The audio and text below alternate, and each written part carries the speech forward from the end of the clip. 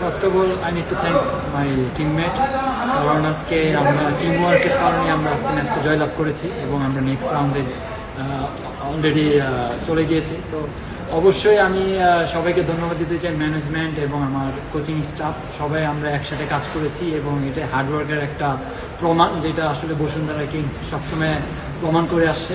আর একটা ব্যাপার হলো যে আমি ধন্যবাদ জানাতে চাই আমাদের বসুন্ধরা কিংস ফ্যানদেরকে, যারা আমাদের প্রতি বিশ্বাস রেখেছে এবং তারা বিশ্বাস রেখেছে যে আমরা করতে পারবো, আমরা নেক্সট রাউন্ডে যেতে পারবো।